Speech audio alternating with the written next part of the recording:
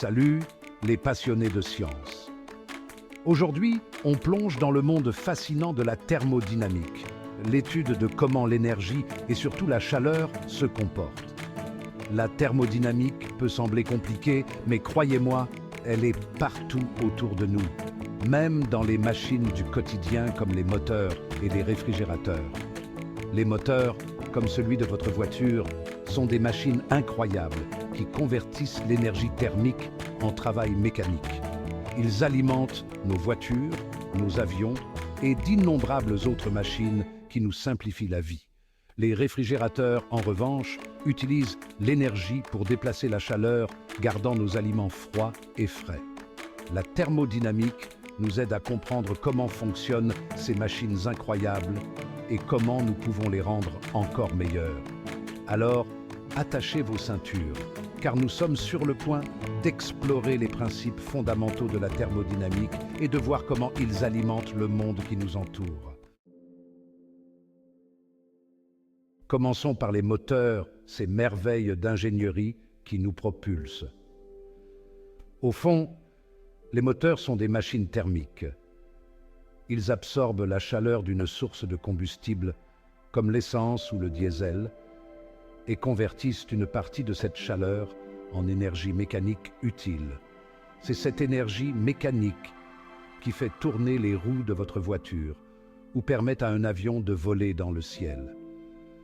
Le processus de conversion de la chaleur en travail est régi par les lois de la thermodynamique.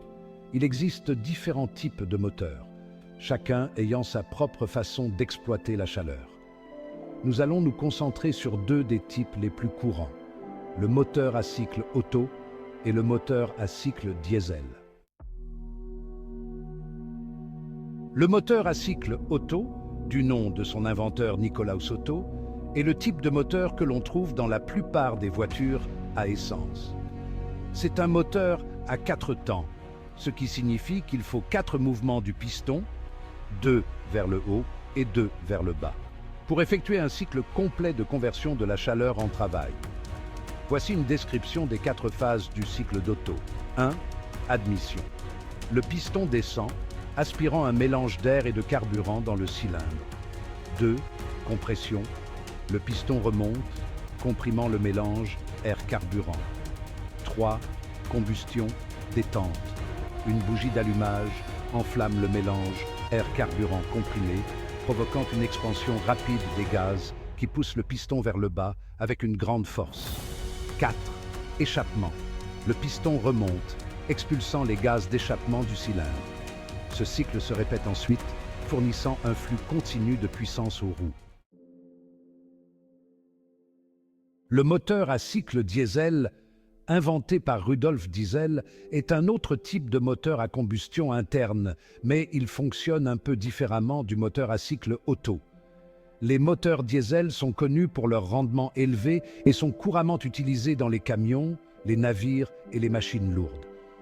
La principale différence entre le cycle diesel et le cycle Otto réside dans le processus d'allumage. Au lieu d'utiliser une bougie d'allumage, les moteurs diesel s'appuient sur la chaleur générée par la compression de l'air à des pressions extrêmement élevées. Ce taux de compression élevé est ce qui rend les moteurs diesel plus efficaces que les moteurs à essence. La compression plus élevée génère plus de chaleur, ce qui permet de brûler plus de carburant et d'extraire plus d'énergie de celui-ci. 5e section, la réfrigération. Gardez votre sang-froid. Passons maintenant à la vitesse supérieure et parlons des réfrigérateurs, ces héros méconnus de la cuisine qui gardent nos aliments frais et nos boissons bien froides. Alors que les moteurs utilisent la chaleur pour produire du travail, les réfrigérateurs utilisent le travail pour déplacer la chaleur. Plus précisément, ils déplacent la chaleur d'un intérieur froid vers un extérieur plus chaud. Vous voyez, la chaleur se déplace naturellement des objets chauds vers les objets froids. Un réfrigérateur utilise une substance spéciale appelée réfrigérant pour inverser ce flux naturel de chaleur. Le réfrigérant absorbe la chaleur de l'intérieur du réfrigérateur, le rendant plus froid, puis libère cette chaleur dans l'environnement extérieur, rendant l'extérieur plus chaud. c'est comme une pompe à chaleur qui déplace constamment la chaleur d'un endroit à un autre. Section 6. Le cycle de réfrigération. Déplacer la chaleur. Le cycle de réfrigération est un processus continu qui comprend 4 étapes principales. 1. Évaporation. Le réfrigérant, qui est un liquide à basse pression, absorbe la chaleur de l'intérieur du réfrigérateur et s'évapore en un gaz. Ce processus d'évaporation refroidit l'air ambiant. 2. Compression. Le réfrigérant gazeux est comprimé par un compresseur, ce qui augmente sa température et sa pression. 3. Condensation. Le gaz réfrigérant chaud et à haute pression circule dans les serpentins du condenseur, situés à l'arrière ou au bas du réfrigérateur. Au fur et à mesure que le réfrigérant se refroidit, il libère de la chaleur dans l'air ambiant et se condense pour redevenir un liquide. 4. Détente. Le réfrigérant liquide à haute pression s'écoule à travers un détendeur, ce qui le fait se détendre et se refroidir rapidement. Ce réfrigérant liquide refroidi est alors prêt à absorber davantage de chaleur de l'intérieur du réfrigérateur et le cycle recommence. Ce cycle continu d'évaporation, de compression, de condensation et de détente est ce qui permet à votre réfrigérateur de fonctionner et à vos aliments de rester froids. 8e section.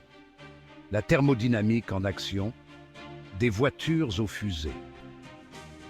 La thermodynamique joue un rôle crucial dans un large éventail d'applications au-delà des moteurs et des réfrigérateurs. Qu'il s'agisse d'alimenter nos voitures et nos avions, de permettre le fonctionnement des centrales électriques ou même de lancer des fusées dans l'espace, les principes de la thermodynamique sont à l'œuvre partout.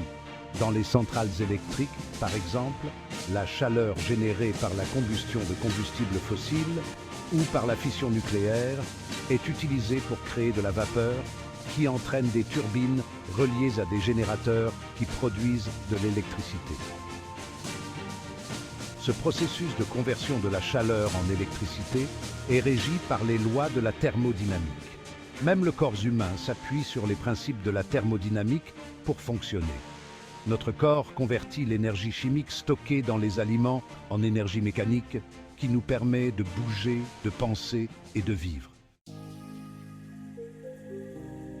9e section. L'avenir de la thermodynamique, innovation et défis. Si l'on se tourne vers l'avenir, la thermodynamique continuera à jouer un rôle essentiel pour relever les défis mondiaux et stimuler les progrès technologiques. Qu'il s'agisse de développer des moteurs plus efficaces et des technologies d'énergie renouvelable, d'améliorer les performances des appareils électroniques ou même d'explorer les frontières de la thermodynamique quantique, les possibilités sont infinies. L'un des domaines de recherche actifs est le développement de technologies énergétiques plus durables et plus respectueuses de l'environnement. Les scientifiques et les ingénieurs travaillent à exploiter plus efficacement l'énergie solaire, éolienne et géothermique afin de réduire notre dépendance aux combustibles fossiles. Un autre domaine passionnant est celui des nanotechnologies, où les scientifiques explorent les propriétés thermodynamiques uniques des matériaux à l'échelle nanométrique afin de créer de nouveaux matériaux et dispositifs aux propriétés améliorées.